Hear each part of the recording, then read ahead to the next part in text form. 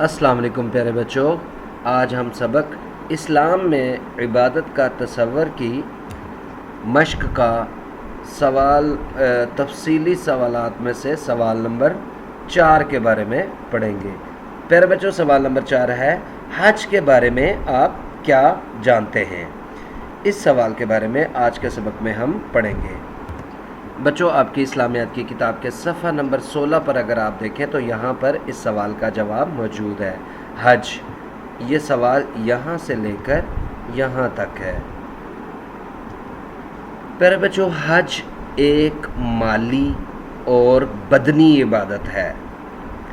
مالی اس لیے کہا گیا ہے کہ حج کرنے کے لیے آپ کے پاس پیسے ہونے چاہیے، یعنی آپ حج کرنے کے لیے سفر کرتے ہیں۔ سفر کرنے کے علاوہ آپ وہاں پر پھر دن رات رہتے ہیں۔ وہاں پر رہنے کے لیے کھانا پینا، رہائش، یہ سب کچھ کرنے کے لیے آپ کو پیسوں کی ضرورت ہوتی ہے، اور جب یہ پیسے آپ خرچ کرتے ہیں تو یہ اللہ کی راہ میں یعنی ان کو اللہ کی راہ میں گنا جاتا ہے کہ یہ آپ نے پیسے اللہ کی راہ میں خرچ کیے ہیں، اس لیے وہ خرچ بھی جو ہے وہ بھی عبادت بن جاتا ہے۔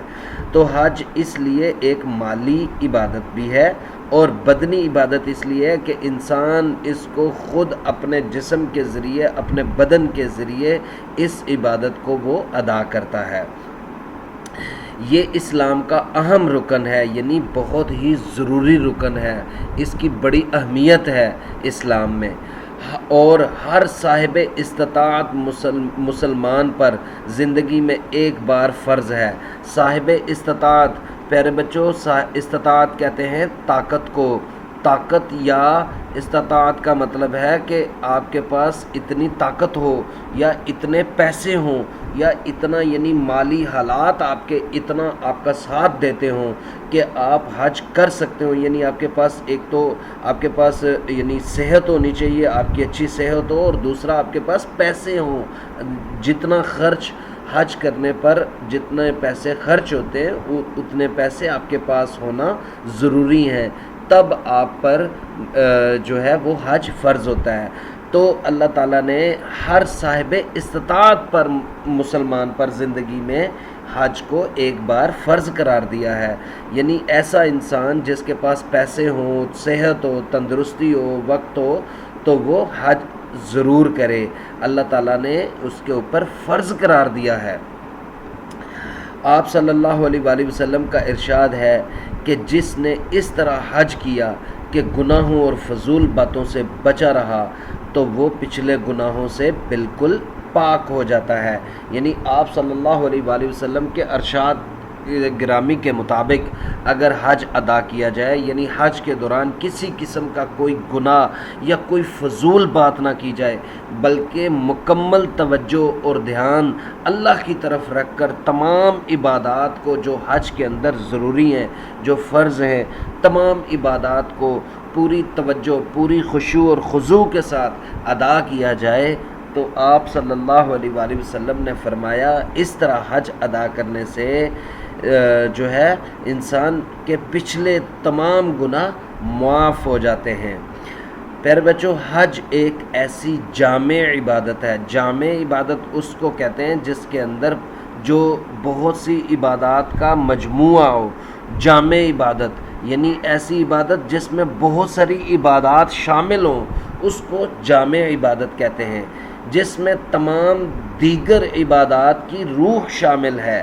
یعنی حج ایسی عبادت ہے جس میں باقی تمام عبادات کی روح شامل ہے، یعنی باقی عبادات بھی حج کے ذریعے، حج کی وجہ سے باقی عبادات کی بھی جو ہے اس کا بھی تجربہ ہوتا ہے، اور انسان حج کی ادائیگی میں باقی اور بہت سی عبادات ہیں جو ساتھ ساتھ وہ ادا کرتا ہے۔ تو پیارے بچوں، حج کا ہر مرحلہ روحانی و اخلاقی تربیت کا حامل ہے۔ یعنی جب انسان حج کرتا ہے تو حج کے دوران جو مراحل آتے ہیں حج کے لیے، تو ہر مرحلے میں ہر لمحہ جب وہ یعنی مرحلہ سے مراد یہ ہے کہ حج کرنے کے لیے جن جن چیزوں کو انسان پورا کرتا جاتا ہے، اس ہر ایک اس یعنی ان کو مناسک حج کہتے ہیں، ٹھیک ہے۔ یہ مناسک حج جو ہیں جب انسان پورے کرتا ہے تو انسان کو روحانی تربیت اور اخلاقی تربیت حاصل ہوتی ہے، یعنی وہاں پر انسان کو اللہ تعالیٰ کا قرب حاصل ہونے کی وجہ سے انسان کی روح زندہ ہوتی ہے، روح تازہ ہوتی ہے، اور انسان کے اندر اچھی سوچ اور اچھے خیالات پیدا ہوتے ہیں، اور پھر انسان جو ہے وہ اخلاقی طور پر بھی انسان کی تربیت ہوتی ہے حج کے دوران، حج کے مراحل کو جب انسان طے کرتا ہے۔